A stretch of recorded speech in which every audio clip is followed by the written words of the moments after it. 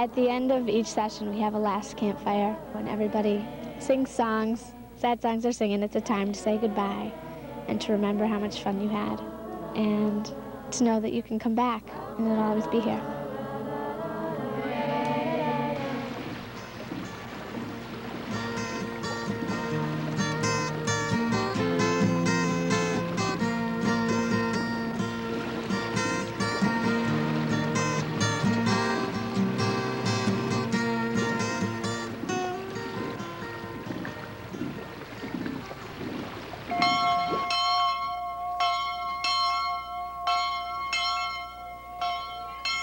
I'm from St. Louis, Missouri, and I'm used to sitting in the air conditioner watching TV, drinking Pepsi.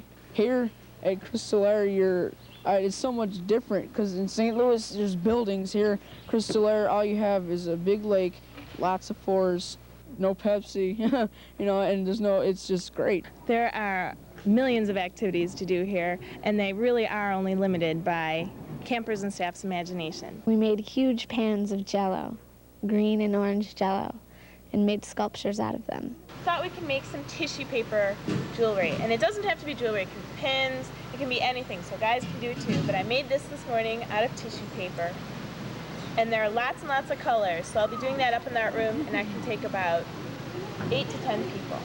Oh, that's cool. One of the things we do and do well is have a lot of discussion with kids. Kids talk back and forth within themselves and with the staff members as to the kinds of activities they're going to be doing. They negotiate. They want to do a real active game. They talk it through, and they get everybody excited, and we get going on it. And they make the choice on it. They decide they're going to do it. They decide with the staff member. Staff don't plan things in isolation of kids. Kids are helping plan, so it's never the same. Now we have another spectacular art activity from Rob.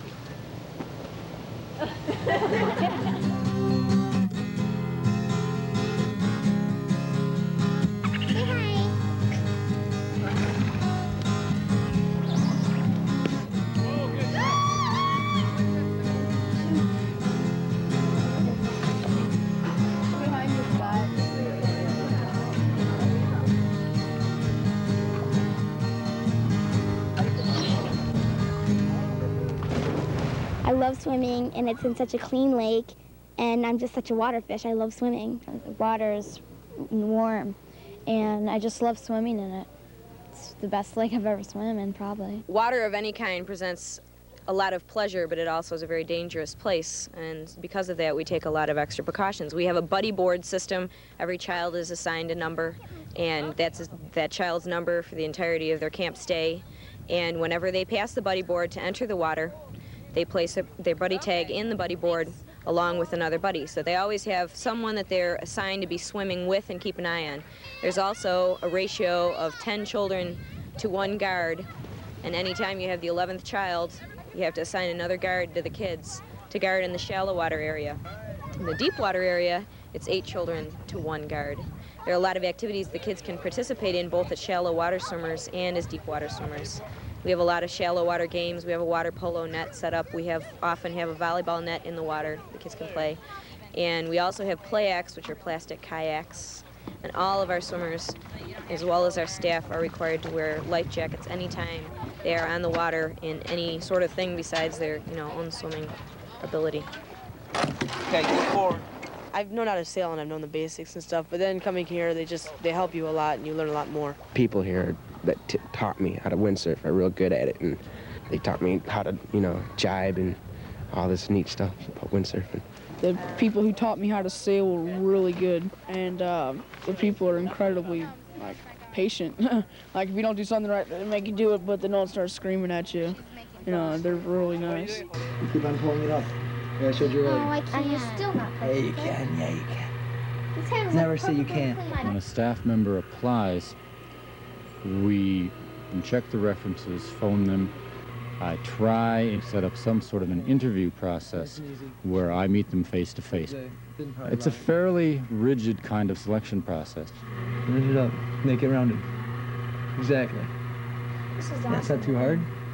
We do get a number of kids who start as campers, become addicted to the place, want to come back, and they work their way up through the ranks. It gives us a real stability in leadership. Why did I come back year after year after year, first as a camper, 8 years as a camper? My sisters have always gone here, and also it's just a great place. I have a sister who's here for her second year, who's 10. One of them's here now, they're the cook. And she seems to finally have started thinking of camp as another sort of home. You have lots of different choices, and you have lots of new changes and experiences. We're hoping the Crystalaire magic works for her, too. If you cruise, you got to get up at the morning bell, and that's the bummer. And then you got to work all day long. It's not that bad, but that's the worst thing about Crystalaire is the kitchen. It's the cruising. Cruisers are a wonderful invention. Many kids can come into the kitchen and look at a cook and say, what are they making for dinner? As though the person wasn't a human being. Now suddenly we put them in the kitchen. They help chop carrots, they make bread, they set the tables, they wash the pots and pans, they do the dishes, they sweep. It gives kids a better sense of work ethic, makes them feel that they're really a part of the camp, and they understand exactly how hard that particular job is. It builds wonderful responsibility, too. Everyone does indeed have to cruise at one time or another at camp. From the youngest camper to the oldest camper. Sometimes the older ones do it 2 or 3 times. Sometimes the younger ones volunteer to do it several times, but everyone does it at least once. Cream puffs were the afternoon surprise activity in the kitchen. And Chase and Julie and Sarah and Jenny made the cream puffs, and we set out right away. Enjoy them. The food here is better than home. It's really good. I like their chili. They make great chili. But I only like the meat part. I don't like the beans. I've been here, this is my 8th year.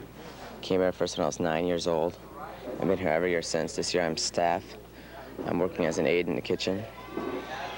Crystalaire, I don't know, it's sort of addictive. You come back here year after year. I came here and I felt comfortable. I got free time to mess around with my friends or to write letters or to be by myself. Kids go to school in the morning, when they come home, they do tennis lessons, they go to soccer, they do piano lessons, they get home, they do a little bit of television, and they go to bed. And they go that all the time. On weekends, they're dragged off here, there, and everywhere. Many of them don't make choices as to what they can actually do during whatever their free time, because they don't have free time. So we include free time. We offer some before dinner, a little bit of after dinner, and we have it really as unstructured time. They can do whatever they like. It's tough for some kids. They've never had the opportunity just to dream up their own fun, and it takes a while. But when it works wonderfully well. Okay. We do lots of different kinds of trips out of camp, and they can be day trips or they can be overnight trips. And the basic rule on the trips is that first the kid wants to do it, and secondly they're physically capable. For example, we wouldn't put a child out on a bike trip who had only ridden around his or her neighborhood. We decide with the kids and with the staff who can be on a trip. Occasionally we do things for kids who are over 12, just to make it special for them, for something that they can look forward to. The group is usually 1 or 2 people from several different cabins, and there will always be a male and always be a female leader on each trip. And the reason we like to do it is to show kids that anybody can do anything they want to, that we never limit things for only boys or only girls.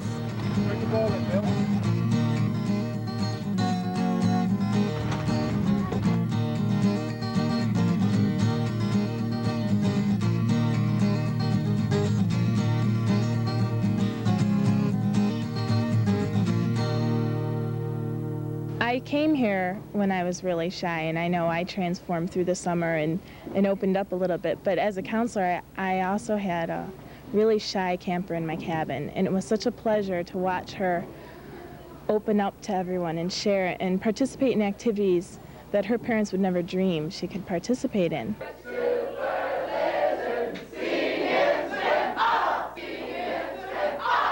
I think Crystalaire is a really great place in the sense that people that would normally never talk to each other really get along here.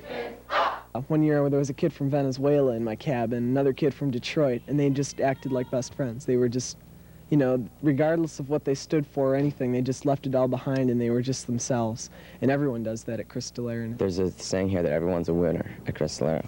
We play games and stuff, but they stress non-competition. We do our basketball games and our soccer games where we blend teams and we make up scores. And so by the time we come back, no one really knows who won. We do no competition of any kind between cabins. There's no color wars. And one of the reasons we do a non-competitive camp is because I can remember being a child and being in a line waiting to be chosen for a team, and they keep choosing one or the other, and there'd be two of us left. I was always one of the last people. I hated it. And we don't choose teams that way. We have too many people, so how about people with white shoes? Come up. Everyone finds a place at Crystalaire. The most insecure child can be made to feel important and gain confidence no matter what length of time they spend here. Pull this squeegee across. The ink goes where the design is. That's how it comes out on the shirt. The t-shirt designs every year, the kids usually design them. That's the way it's been every year. Usually they design it, something to do with like a favorite camp song.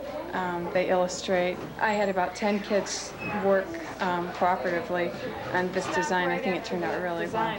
The farther we pull it across here, the more we have to clean up on the screen. Okay? Oh, man. What I do is begin with the basics of teaching parts of the horse, the parts of the saddle and bridle, and getting them just familiar with them, how to feel comfortable around them. The second time they come out and have a horse experience, they get to brush and saddle their own horse. They also have to do a very short ride, trail ride, and it's with 2 guides, and we have usually 4 kids who are involved in the riding. Chase and Patrick, you need to go get your helmets, get them fitted, and you need to come back out. The reason why I like it, it's so quiet sometimes, and this is a forest, and it's neat. I mean, some people haven't even been in the woods. Every now and then you do like an overnight somewhere with your cabin and your counselor. It's nice. You just get together, maybe share with about maybe 10 other kids, go sleep out somewhere. Like we slept on a beach. We had a campfire. It was nice though, because we had our sleeping bags and all, and we had to look up to the stars and amazing. Because I live in the city of Chicago, you can't really see the stars as well.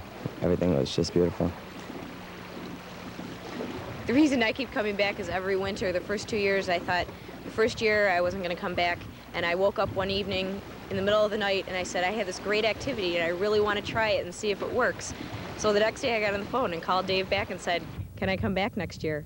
Last year I decided I'm not going to come back. I've spent 2 years here. It's time to do something else. And through the winter, I found that this place almost becomes like a second home to you.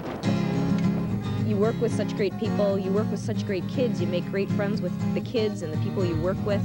And everybody is treated on the same par. You treat kids as children, but you treat them as people. That's part of the reason it's a special place. We're going to be doing some body transfers.